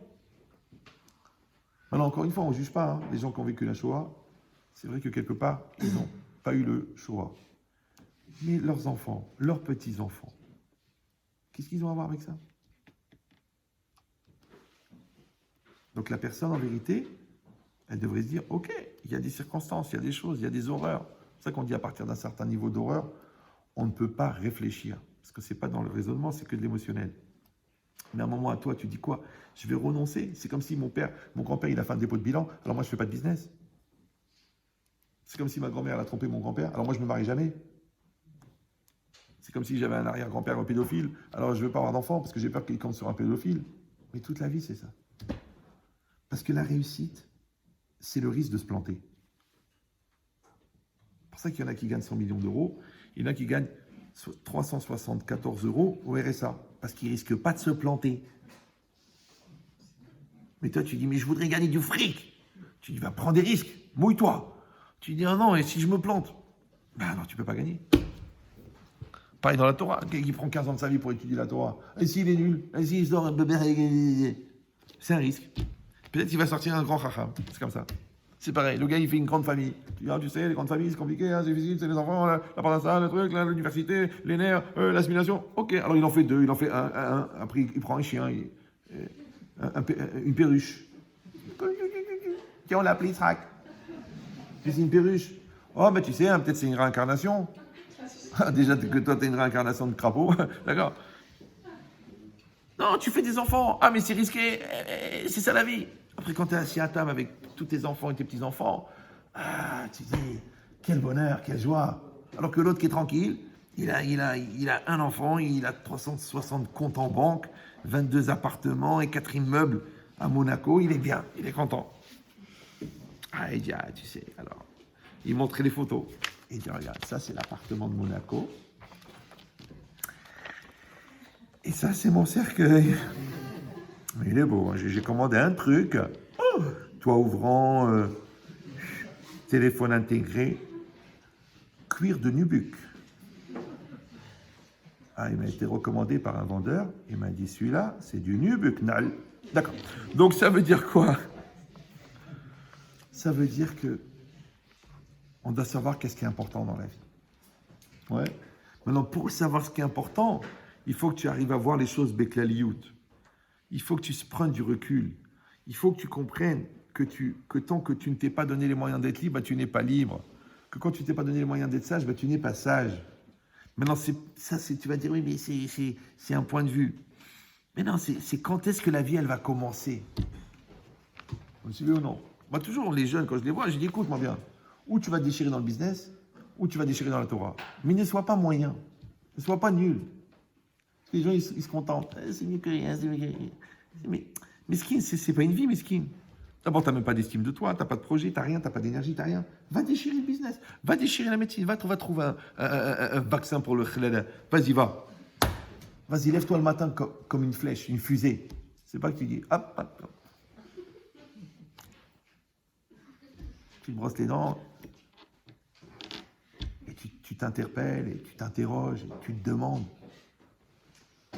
comment il est arrivé ce point noir?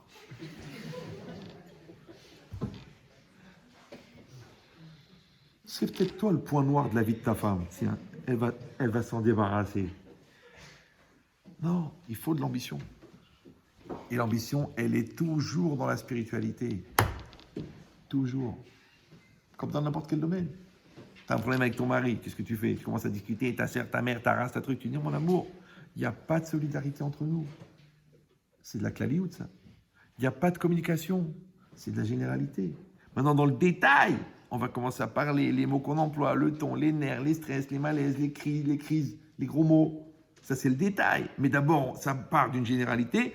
Maintenant, je veux être clair avec toi. Maintenant, je veux communiquer avec toi. C'est fini. Maintenant, cette généralité, elle inclut évidemment qu'il y a plus de gros mots, parce que les gros mots, ils nous stressent, on n'arrive plus à parler. Ouais, ça inclut évidemment qu'il ne faut pas avoir un ton ironique, parce que ça braque. Évidemment, ça inclut qu'il faut prendre le temps d'écouter l'autre. Évidemment, ça inclut. C'est-à-dire que tous les détails, ils vont venir de la généralité. Donc, ça veut dire que les moyens, ils viennent en fonction du but. Alors que les gens, ils font le contraire. Les gens, ils disent, ah, moi, si j'avais les moyens, j'aurais des grands projets. Mais les mecs qui ont fait les plus grandes choses dans leur vie, c'est les gens qui n'avaient pas de moyens. T'as pas vu encore? Et les gens, quand ils reçoivent les moyens, ils gagnent au loto 175 millions d'euros. Qu'est-ce qu'il fait le mec? Il s'achète une bicyclette. Mais t'es lourd ou quoi? Ouais, mais attends, c'est pas n'importe laquelle, j'en ai rêvé toute ma vie. Mais tu peux acheter Manu France. Tu peux acheter tout Saint-Étienne et t'achètes un vélo. Pourquoi? Parce que le mesquine est mesquine. C'est comme ça. Même si veut ou non. C'est que le mec, il peut acheter une usine de crayons, mais il taille son crayon. Mais jette le crayon. Mets-le toi dans le nez. Je sais pas, fais un truc.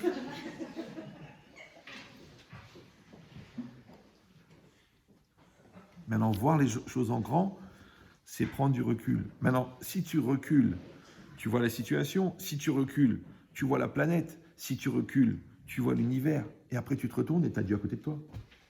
C'est que l'homme, en vérité, il doit prendre tellement de recul que le bon Dieu va lui dire, eh ben, écoute, maintenant on est assis tous les deux, fais ce que tu as à faire dans le monde.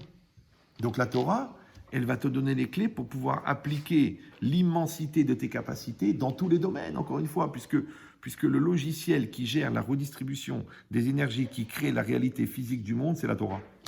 Donc si le bon Dieu t'a donné la Torah, il t'a donné le logiciel qui gère la redistribution des énergies qui crée les événements. Tu dis, c'est un peu trop pour moi. Moi, je pensais juste faire la prière, mettre les téphilines, manger kachir et faire kiboud abem. Mais si la Torah s'adressait au Brel, on l'aurait appelé autrement. Je ne l'ai pas dit. D'accord? Donc, si c'est ça, on arrive maintenant à une chose incroyable. C'est que, puisque depuis le Matan Torah, l'homme intervient dans la destinée, entre guillemets, c'est-à-dire dans la trajectoire. Donc maintenant, à Kadosh Baruch Hu, chaque année, il va être obligé de refaire le bilan des actes de l'homme pour décider de la continuité du monde. C'est pour ça que quand c'est marqué dans la Mishnah, Berosh Hashanah, Kol Bae Olam Ovrim Lefalam Kebnei Meron, le jour de Rosh Hashanah, toutes les créatures du monde passent devant lui Kebnei Meron. C'est quoi Bnei Meron? La Gemara, elle explique, c'est comme qu'un berger, il veut compter son troupeau. Il ne peut pas les compter parce qu'il court par là, il court par là, il court par là. Qu'est-ce qu'il fait? Il les met dans un enclos et après l'enclos, il le resserre en 2 barrières pour qu'ils puissent passer un par un. Et là, ils passent un par un. C'est-à-dire qu'Hachem, il voit la globalité de l'espèce humaine et en même temps, il va nous voir chacun séparément dans le jugement. Pourquoi? Parce qu'il y a une globalité, ce qu'on appelle l'espèce, mais il y a une particularité qui s'appelle l'individu. Maintenant, nous sommes un élément de la masse. Maintenant, dans cette relation avec le bon Dieu, on peut décider ou avoir une relation de masse, genre je suis un citoyen de l'univers, je suis une particule élémentaire, ou je vais avoir une relation particulière avec le divin. C'est toi qui décides. La Torah, elle te donne les moyens d'avoir une relation particulière, ce qu'on appelle Hashgacha Pratit, une intervention particulière pour toi. Ou tu dis non, moi tu sais, moi je suis comme tout le monde, je suis perdu dans le monde, je suis la tendance, je suis l'ambiance, je suis la radio, je suis la mode, je suis... Donc, toi, tu es pris dans un modèle global. Dans le modèle global, il n'y a pas de choix individuel. Parce que tu ne peux pas dire pourquoi Dieu n'est pas là quand j'ai besoin de lui, alors que toi, tu ne veux pas être lui quand... Tu veux pas être toi quand il a besoin de toi. C'est comme si tu ne parlais jamais à ton père, puis après tu dis, papa, on ne se comprend pas. Il dit, mon fils, je ne t'ai jamais empêché de venir. Tu avais 8 ans, tu étais timide. Tu avais 14 ans, tu étais orgueilleux. Mais je pense qu'à 68 ans, tu peux m'appeler et me dire, papa, je veux qu'on parle. Le bon Dieu, ça fait 50 ans qu'il attend que tu viennes lui dire, je veux parler avec toi. Et qu'est-ce que tu fais, toi? Non, je ne parle pas avec toi. Je parle avec l'argent, je parle avec la banque, je parle avec les nerfs, je parle avec le docteur, je parle avec ma femme, je parle avec mes amis, je parle avec les gens qui m'énervent, les gens qui me font plaisir, je parle avec le parc Saint-Paul, mais je ne parle pas avec toi. Alors le bon Dieu, il dit, si tu ne me parles pas avec moi, je dois gérer le monde. Donc si tu ne veux pas avoir un lien avec moi, je vais te gérer dans la globalité. C'est là qu'ils interviennent les statistiques. C'est là qu'ils interviennent la tendance. C'est comme les gens qui me disent, ouais, mais Rabbi Cétrit, toutes les filles bien sont mariées. Je dis, statistiquement, tu as raison, vu ton âge. Mais tu dois en épouser une qui n'épouse pas la statistique. Maintenant, quand tu regardes une chance, ou tu regardes une probabilité. Une probabilité, ça fait partie d'une contingence que tu ne maîtrises pas. Une chance, c'est une chose que tu peux saisir. Parce que tu ne peux pas saisir une probabilité. Alors vas-y, saisis ta chance. Alors tu dis, oui, mais il n'y a pas une grande probabilité. Allez, t'es reparti. Voilà, tu as renoncé au choix. Tu sais que 70% ou 80% des startups, elles coulent dans la première année. Alors pourquoi tu crées une startup? Tu sais combien il y a de divorces? Pourquoi tu te maries? Tu sais combien il y a d'enfants qui tournent mal? Pourquoi tu fais des enfants? Tu sais combien il y a de filles qui sont violées dans le monde? Alors pourquoi tu fais une fille?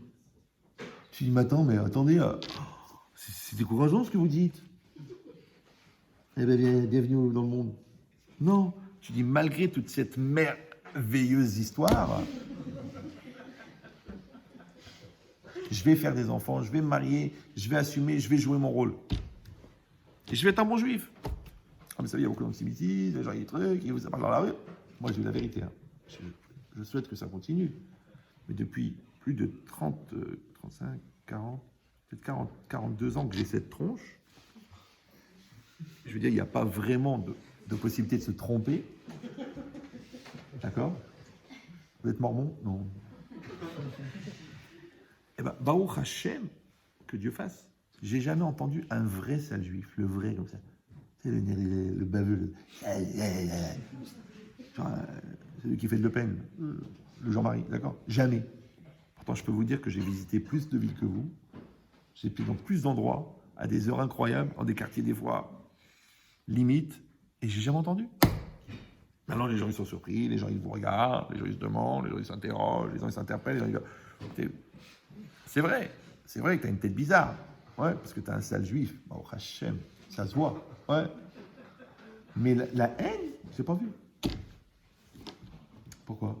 Parce que c'est marqué que celui qui n'écoute pas les interprétations des rabbins, on lui envoie des goïms pour lui dire ce qui n'est pas bien. Donc, si moi je regarde dans le texte, je n'ai pas besoin que l'autre il me dise ce que j'ai à faire, puisque moi je le regarde dans le texte. Mais si moi je rejette le texte, donc je baisse de niveau, donc il faut qu'on m'envoie des gens du même niveau que moi. Oh, purée de cheval. Et c'est toi qui as dit je suis comme tout le monde. C'est toi qui as dit je suis pas comme vous dans la communauté.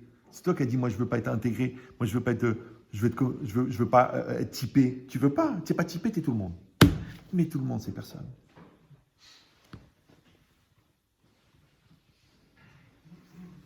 Alors que quand tu es dans le TGV et qu'il y a des gens, des personnes non juives, il va te dire écoutez, vous avez l'air d'une personne sage, est-ce que je peux vous demander un conseil? Je lui dis, mais allez voir le curé, allez voir les psychologues. Non, je sens que je peux vous parler de choses incroyables, non? C'est pas pour moi, je cherche des clients, moi. C'est même gênant des fois. Je dis, écoutez, madame, habillez-vous, d'accord? Mais, des fois, ils arrivent avec une jupe, c'est une ceinture. Non, moi, je fais comme ça. Oui. Je vous écoute. La porte du frigo est restée ouverte, c'est pas évident. D'accord. Parce qu'ils ne se rendent pas compte, les gens. Ils croient que c'est la mode. Donc en fait, c'est la recette du shawarma. Ça n'a rien à voir. D'accord? Donc l'idée, c'est quoi? L'idée, c'est que un homme, il peut choisir la liberté. Ouais. Et c'est ce degré de liberté qu'on va décider à Rosh Hashanah. Maintenant, bizarrement, quand tu as renoncé à la liberté, automatiquement, il y a des conséquences. Les conséquences, c'est quoi? C'est les erreurs que tu fais. Et les erreurs que tu fais, c'est elles qui vont décider du programme de l'année d'après.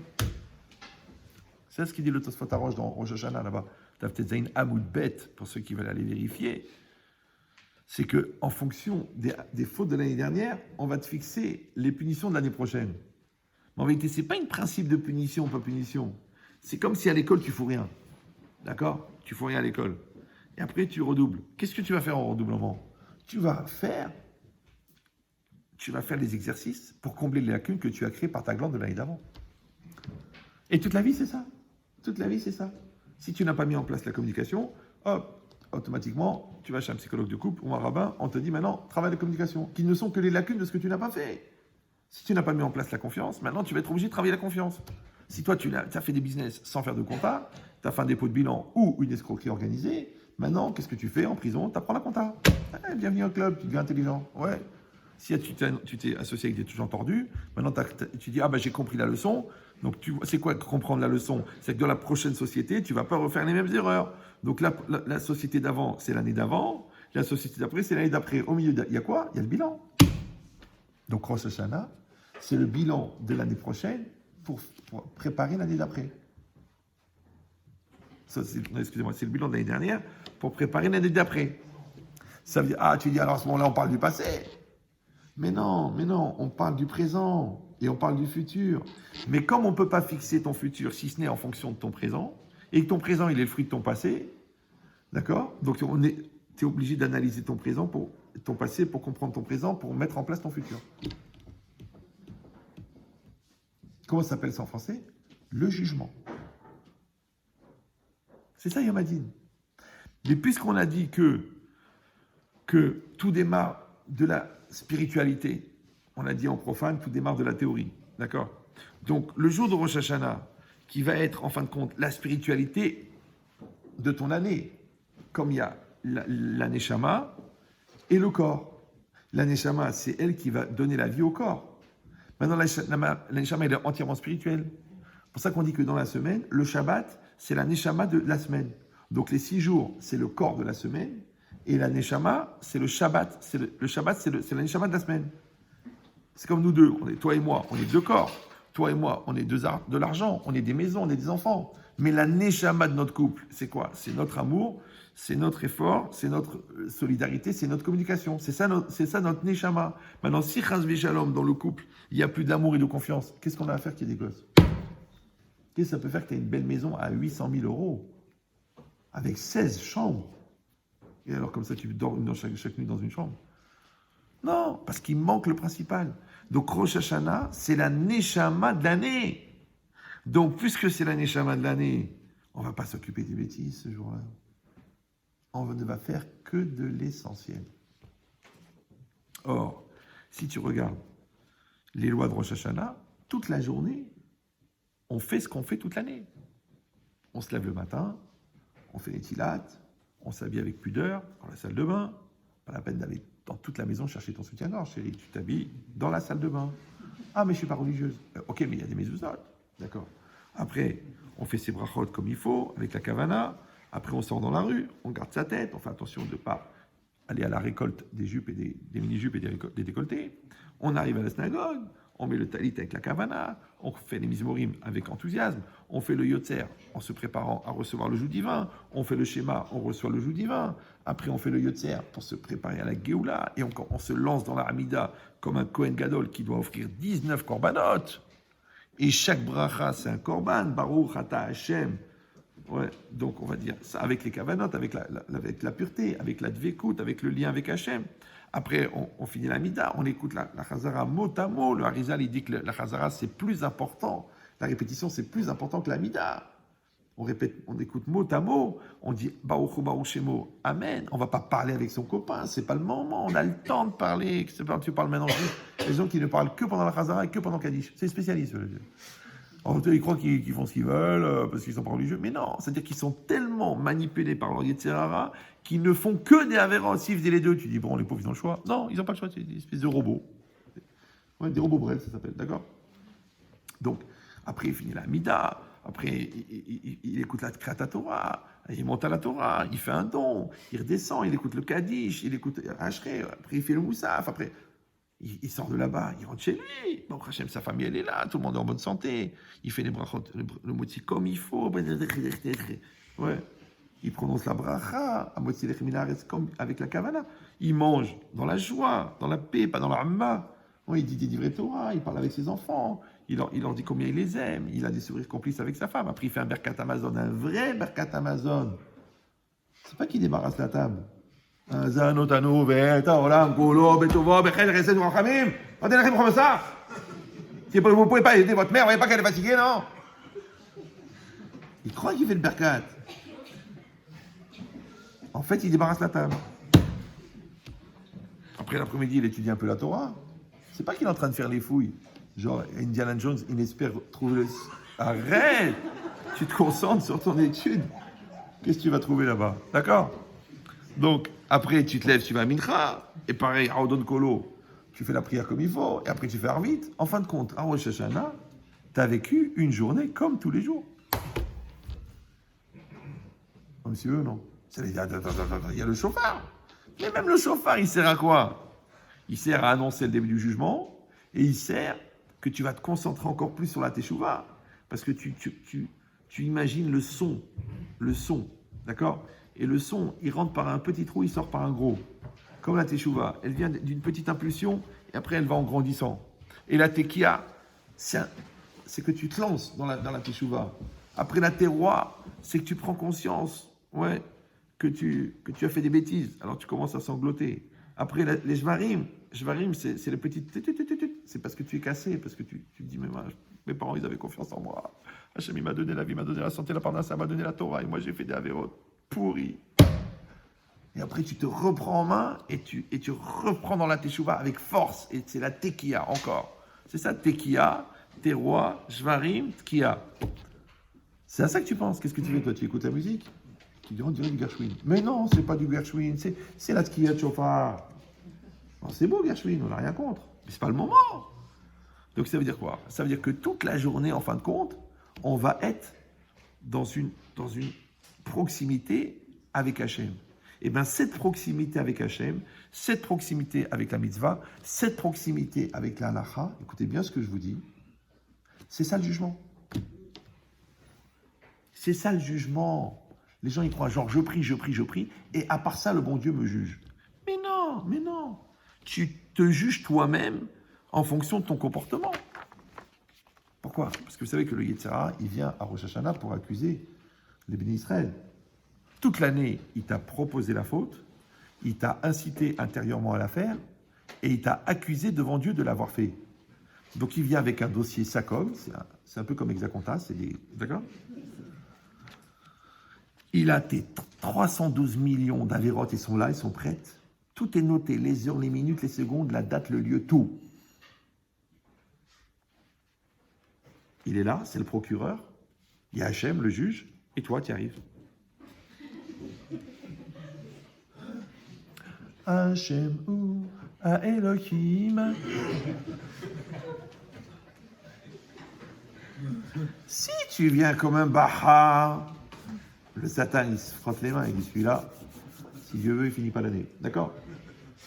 Mais si tu es vraiment sérieux, à 100%, donc Hachem, il dit au procureur, au Yetzer Hara, bon, alors, vas-y, lance ton accusation. Allez, dis-moi, voilà. Donc ce monsieur, il dit, mais alors Hachem, au bout d'un moment, il dit, attends, excuse-moi, de qui tu parles? Il va de lui, regarde-le.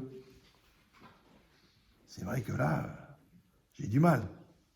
Dis, mais alors, il est ton rachat? Il disparu. Comment il s'appelle un non-lieu? C'est-à-dire, il n'est pas là. Il est où alors?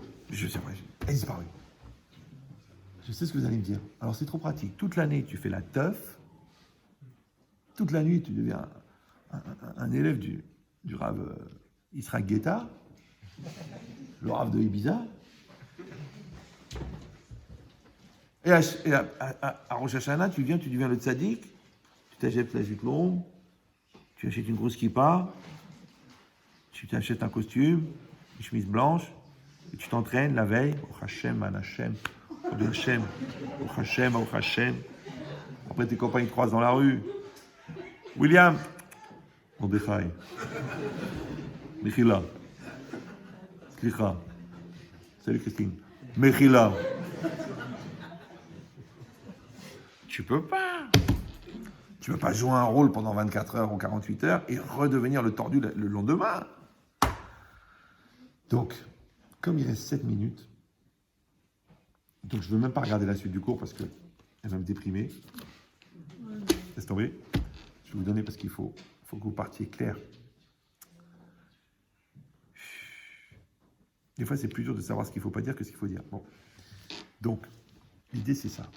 On va nous juger. Moi aussi, je vais être jugé. D'accord? Moi aussi, j'ai très peur. On se donne le maximum, on se défonce, on ne dort pas, on donne son cœur, sa force. Mais est-ce qu'on a fait ce qu'il fallait? Donc, à Rosh Hashanah, tu vas être le meilleur de toi-même. Le meilleur de toi-même. Maintenant, comment tu vas savoir si tu joues un rôle ou si tu dévoiles le mieux que tu peux être? C'est comment tu vas te sentir. Ça s'appelle en hébreu Chush HaEmet, le sens de la vérité. Parce que tu sais quand tu as bien prié, tu le sais. Tu sais quand tu as vraiment dit ce que tu penses. Parce que tu trembles, tu n'es pas à l'aise. Ouais. Tu sais quand tu as vraiment eu peur. Et tu sais quand tu es vraiment content. C'est que le sens du vrai, il existe. Heureusement pour nous. Il y a des gens qui ont un tel niveau de mytho que même leur vrai, il est faux. Et c'est pour ça qu'on les croit, parce qu'ils vivent vraiment leur mensonge.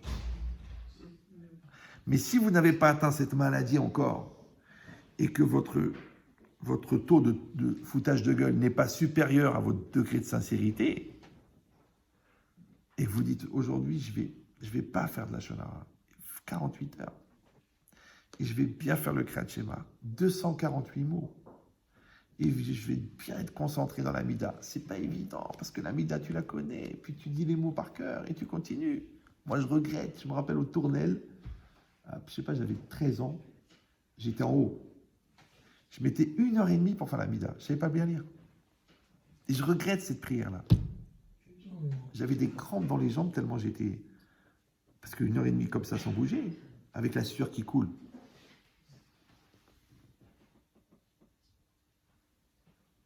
Comment ça se fait que ça? Ouais.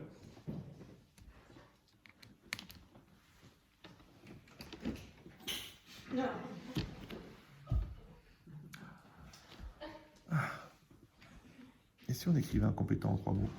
Donc c'est quoi l'idée? Ouais. L'idée, c'est ça. C'est incroyable. C'est pour ça qu'il n'y a pas beaucoup de gens branchés. Donc, heureusement que l'autre, elle a marché. Donc, c'est quoi l'idée? De quoi je parlais, moi? Ah oui. C'est-à-dire que le jour de Rosh Hashanah, en fin de compte, le jugement, c'est nous qui allons le faire. Vous me dites, oui ou non? Parce que quand tu sais que tu as fait une bonne prière, tu sais.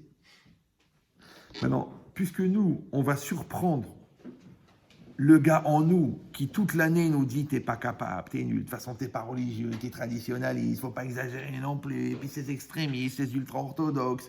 Mais si t'étais seul avec un Sefer Torah sur une île déserte, t'aurais dit les religieux ils exagèrent. Il y aurait que toi. Qui tu vas regarder, qui tu vas insulter, qui tu vas maudire, à qui tu vas te comparer. Donc en fin de compte, t'es seul. T'es seul devant le Sefer Torah, t'es seul avec Hachem. D'accord? Et Hachem, il te regarde. Et toi, maintenant, ce jour-là, eh ben, tu te dépasses.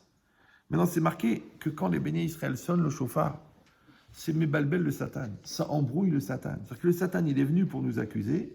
Et nous, qu'est-ce qu'on fait? On sonne le chauffard. Or, le chauffard, on le sonne pour commencer le jugement. T'as déjà t'as vu quelqu'un qui sonne pour commencer le jugement? Il demande le jugement.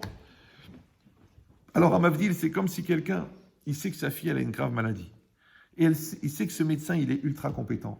Et il sait que chaque minute compte. Et il sait que ce médecin, il peut sauver la vie de sa fille. Et bien, le mec, il court à la clinique. Tu dis, mais et si l'opération se passe mal? Et s'il lui fait du mal? Et s'il y a un accident post-opératoire?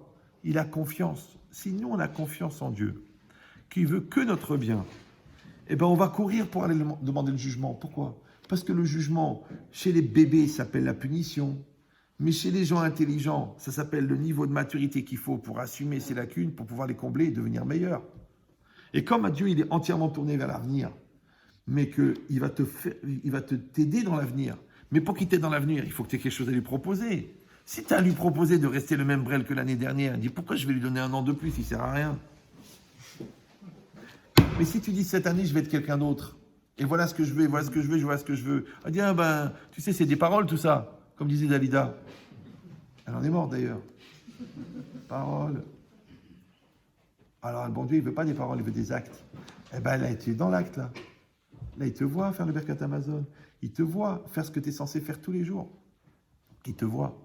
Maintenant, quand tu as fait ça, toi-même, puisque tu as eu la chance de rencontrer un tzaddik, qui se trouve accessoirement avec toi, oui, donc tu vas marquer ta journée.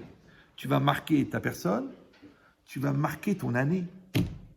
Comme quelqu'un qui a vécu quelque chose de grand, il est marqué pour la vie. Alors, il essaie déjà de marquer cette année. Alors, il dit le Rav Simcha Zissel que l'influence de Rosh Hashanah et Kippour, elle tient jusqu'à Pessah. Et l'influence de Pessah, elle tient jusqu'à Rosh Hashanah. Comment le vécu? Oui, c'est pour ça que même dans son couple, même avec ses enfants, même dans son business, même dans ses choix, même dans sa vie, il faut essayer de vivre des choses fortes.